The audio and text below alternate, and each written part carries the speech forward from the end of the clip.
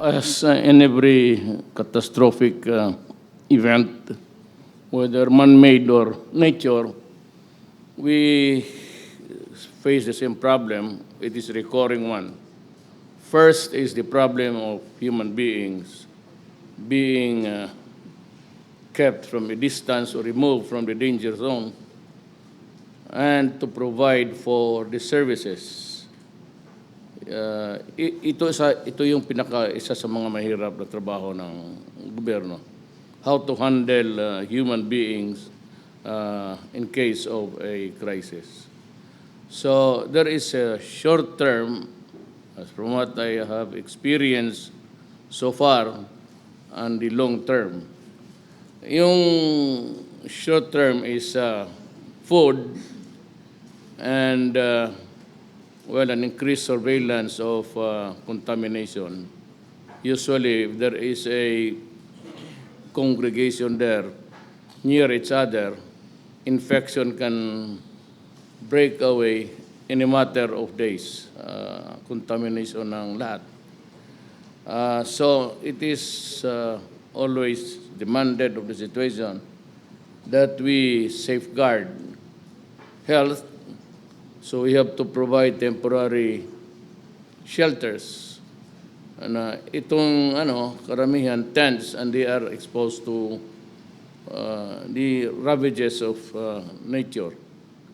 Sa labas, and the psychological impact on the people, education is cut temporarily, and these are the things that we have to worry. So first is, sabi nga ni Governor, is I will take care first of the food, which you're running short. I'll give you about, kanong pera mo? I'll give you initially today 20 million, and I will augment it tomorrow by sending about 50 for the operation, lahat na for pagkain, and I'm interested in the hygiene or sanitation of the place. So in the meantime, if there is none constructed, we have to somehow deliver a sanitary way of disposing human waste, and that would be like if there are available portable toilets in Manila, we can always send them by maybe I'm still pupunta kasi ako ng Marawi pa to distribute the temporary shelters. So I will just ask somebody in my office to take care of where to find for it and send them immediately. Maybe ipasa ko na lang sa kay Defense Secretary so that he can request the AFP to transport them as immediately as it is possible. It is available. May pera ang agriculture so that kung mayroon pa akong madukot, hindi ko pakialaman yan, just focus that fund for rehab sa agriculture damage. Malaki yan man. Agriculture pati yung infrastructures. I said if Mr. Soledom says it right, yung baba ng lahar would also destroy our roads and bridges and infrastructure. We have to keep track of that. But ang problema ngayon is pagkain and sanitation and health.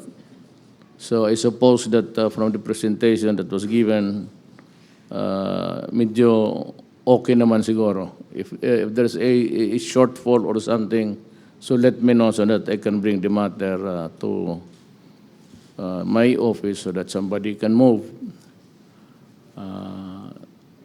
Ang long term is the rehab of agriculture. Maraming pera ang DA. Karami mo pera, 100 million. Well, everybody has a fund for that. Every department has always a component for a crisis. Lahat yan sila. I suppose that everybody was doing his work, contributing, not much, not exactly on equal with the others. There can be no parity of money in the contribution, but at least the machinery of government is working. So the short term is really ang pagkain, health, and sanitation and everything. The second is really the cleaning up and improving on the evacuation centers as much as possible to protect the people from nature. Especially it's an open thing, and they can, children especially are vulnerable to colds and fever and everything. Bantayan lang yan. It would take a intense surveillance of the part of the DOH na walang mangyaring yung magkalat na. So one worry really is sanitation. And DOH maybe can provide something, but we will try to send as many as we can gather and find itong mga portable toilets. Somebody has to supervise from the health office dito or DOH for its upkeep. It's a closed enclosure, and there must be some sort of cleaning maybe some chemicals there that are not really harmful kasi sarado yan pangpalinis lang just to contain an emerging disease whatsoever. Yun lang man ang nakita ko, and if there's any complaint about how we responded, maybe I can hear it now para if it's money, I'm leaving right now. Saan na yung pera? Bigay mo na sa provincial government ng Albay. It's 20 million. I understand that hard hit are about 4 or 5 municipalities.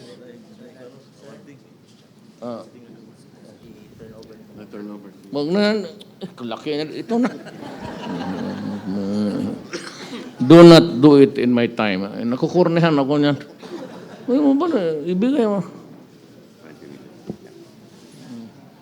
Yung namuliti ka dyan, pera naman nila yan. Where is it? Huwag na yung, do not do it again. Cut it. I do not like it. Sandra ka. Sandra. Hinahanap ka ni ano? Balutan.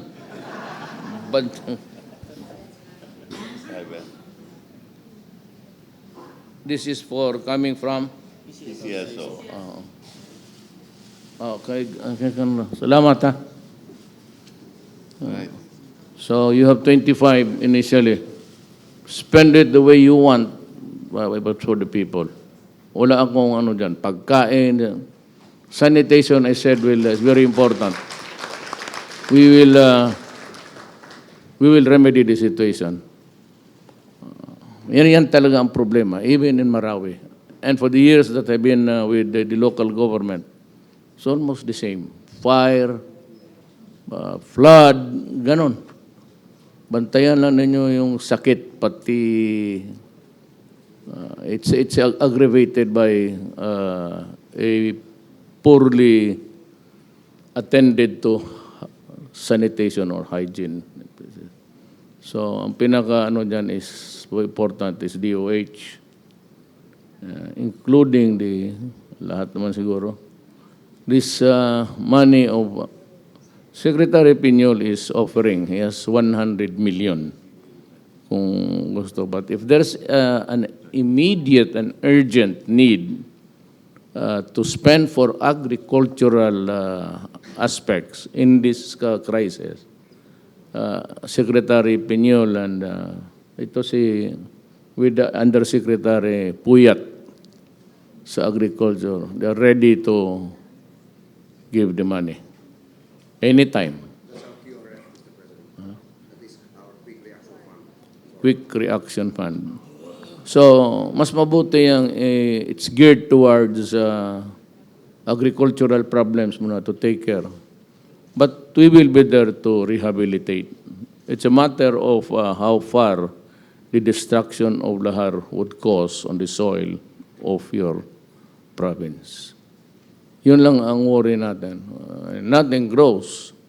You have to wait over time for the soil to get the characteristics of a usable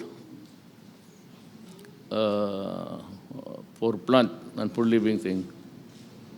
Sana maghinto na lang. Kaya ako nagbiro ako, Governor, nung umalis ako, I was really worried because I was going to India. And ayaw ko sana magpunta, but you'd know later that it could cause some diplomatic. So I had to go, and I was able also to get something from them, both our support for ASEAN. So pero nung nagsalita ako, sabi ko sa airport, birong bata. Sabi ko na kung if you happen to meet Miss Mayon, sabihin mo sa kanya, galit ako sa at tiniming pa niya yung magdadala ako ng problema doon sa sino ba naman may gusto, so I have to keep track of everything. Every now and then I'd like to I ask my aide to show me what's modern technology is really very, very good, so I keep track of the physical and the unseen problems of a situation, which also called like ang gusto ko lang malaman dito kung may reklamo na kulang ang aming response. If there is a short of the services that we are expected to do, let me know kasi gagawin natin kaagad. Maybe we will always have some money for you. I'm sure. Huwag lang magsabay itong lahat ng volcano sa Pilipinas. Kung sabayan ito ng Mount Apo, yung sa akin, malaki yung problema yon. But the last time it was glowing, I was high school. So, yung ganon, yung started with like a flare at a distance, and it stopped. Because siguro sabi ni Mayon, wag mo akong unahan. Let me explode first. I don't know why, but bakit ang mga Bicolano ang inuna? Marami namang, of course, Pinatubo was also really hell for us. So, in any situation, in any country, at any time or event, always remember that if a thing can go wrong, it will go wrong. Just like ngayon. So sabihin ninyo ngayon kung anong may Tagalog. Ano yung pagkukulang namin. You stick with your Bicolano, ito mga Tagalog, mahirap. Pagkukulang, we will try to answer, mitigate or remedy the situation.